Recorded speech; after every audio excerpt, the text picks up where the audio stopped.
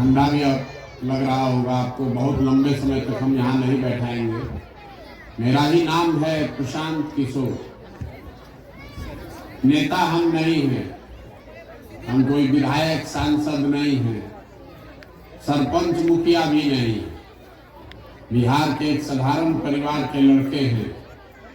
हमारे अपने बाबा मजदूर थे, बैलगाड़ी चलाते थे। बाबूजी हमारे सरकारी डॉक्टर थे। यही बिहार के सरकारी स्कूल से पढ़कर हमने अपना जीवन शुरू किया।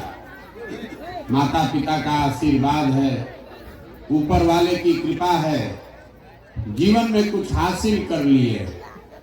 अब तय किया है कि अगर भगवान ने हमको शक्ति बुद्धि दिया है, लोग बताते हैं कि जिसका हम हाथ पकड़ते हैं, जिसको सलाह देते हैं, वही आदमी जीत के राजा बन जाता है।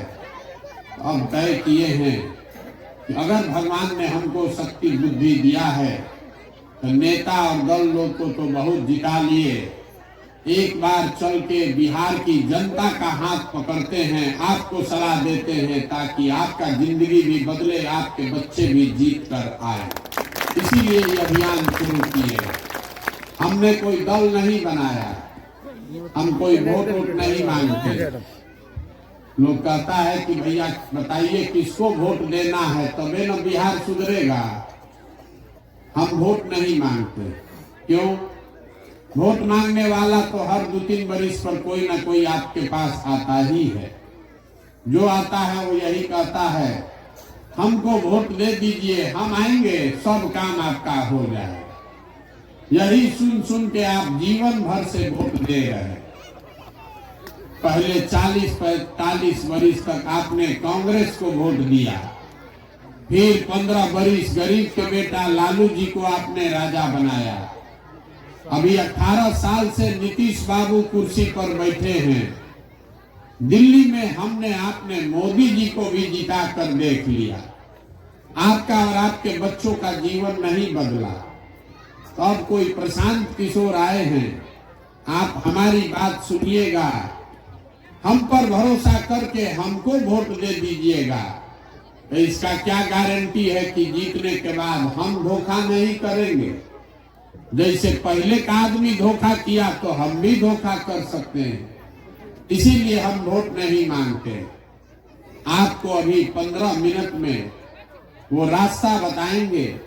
अगर आपको समझ में आ जाए तो और कुछ हो चाहे नहीं, आपके बच्चों को रोजगार पढ़ाई की व्यवस्था निश्चित तौर पर हो जाएगी और आपकी गरीबी से निकलने का रास्ता खुल जाएगा। ये रास्ता बताने के लिए हमको कोई लंबा चौड़ा भाषण नहीं देना है। आपसे कुल जमा 4 गो सवाल पूछेंगे, आप उसका जवाब दीजिए। हाँ चाहे ना बोल के आपको जवाब देना है। आपको अपने आप समझ में आएगा, आंख के सामने दिखेगा कि आपकी गरीबी बदहाली का कारण क्या है और इससे निकलने का उपाय क्या है। जितना लोग आप आए हैं जरा सोच के बताइए, आपके गांव पंचायत में और कुछ हो चाहे न हो, आप सभी के बच्चों के पढ़ने के लिए अच्छी व्यवस्था होनी चाहिए या नहीं होनी चाहिए? सबको बताना है पढ़ाई का व्यवस्था अच्छा होना चाहिए कि नहीं होना चाहिए? होना चाहिए। हम नहीं बोले, आप जितने लोग यहाँ आए हैं, चाहे आप खुद अनपढ़ हैं या पढ़े लिखे, आप अगड़ी जाति के हैं कि पिछड़ी जाति के, आप गरीब हैं या अमीर, आप महिला हैं या पुरुष, सबको ये पता है। सबने कहा कि ना भैया पढ़ने का व्यवस्था तो होना चाहिए। इतना बात सबको बुझा रहा है कि अगर आपका बाल बच्चा बढ़िया पढ़ाई लिखाई कर ले, पढ़ लिख के नौकरी रोजगार पा जाए, तो कोई मुखिया बने, कोई विधायक बने, कम से कम आपके बच्चे का जीवन सुधर जाएगा। इतना बात सबको बुझा रहा है।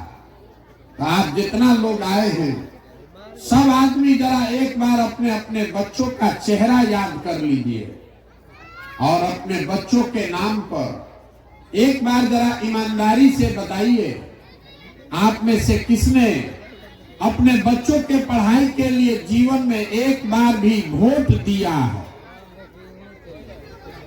देखिए, पूरा गांव को देख लीजिए।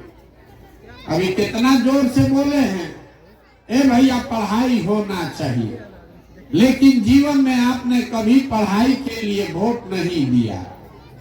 आप जितना लोग यहाँ बैठे हैं, सबको पता है कि अगर यहाँ पर फैक्ट्री एक लग जाए तो आपके बच्चों को यहीं पर गांव में रोजगार मिल जाएगा, लेकिन आपने कभी फैक्ट्री रोजगार के लिए वोट नहीं दिया।